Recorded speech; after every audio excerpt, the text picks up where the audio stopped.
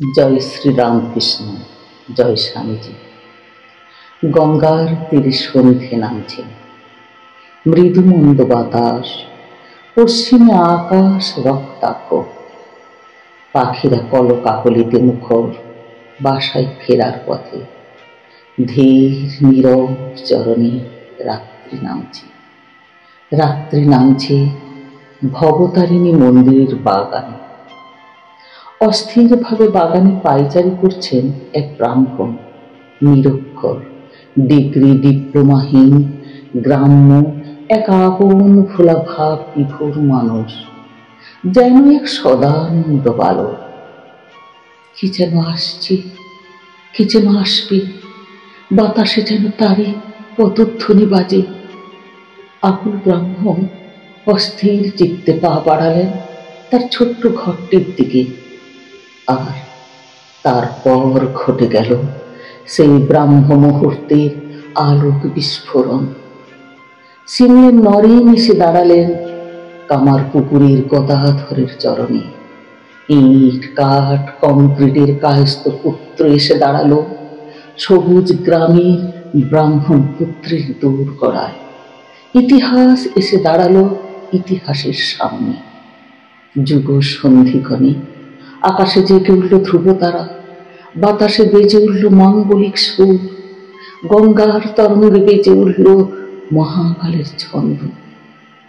ক্ষণকাল থমকে তাকালো চিরকালের দিকে। দক্ষিণেশ্বরে ভবতারিণীর ওষ্ঠা ধরে ফুটে উঠল হাসি, হাতের খড়গ উঠল জ্বলে, দীপ্ত আলোয় নক্ষত্রেরা সাজিয়ে দিল আকাশ, মহাকাশে বেজে উঠল মহাশঙ্খনাদ। ইতিহাস সূচনা লগ্নের শিহরণে স্পন্দিত। ঠাকুর ব্যাকুল হয়ে বললেন, কে নরেন এলি? কতদিন থেকে তোর জন্য ব্যাকুল হয়ে অপেক্ষা করছি। এ তো তোর নিজের ঘর, নিজের বাড়ি, এখানে আসতে এত দেরি করলি কেন রে? নরেন গান ধরলেন, মন চলো নিজ নিকেতনে, সংসার বিদেশে বিদেশির বেশে, ভ্রম কেন অকারণে, মন চলো নিজ নিকেতনে। তালে সুরে আবেগে চোখের জলে ভেসে গেল সমাগত সন্ধ্যা। এরপর বিজয়ী রথ ছুড়ল ঠাকুরে।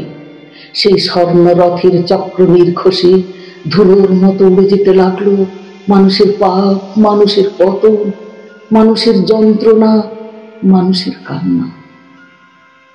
সেই রথের অমিত বিক্রমে পথ ছেড়ে সরে দাঁড়ালো আচার বিচার, জপ তপ, তুলসী রুদ্রাক্ষ।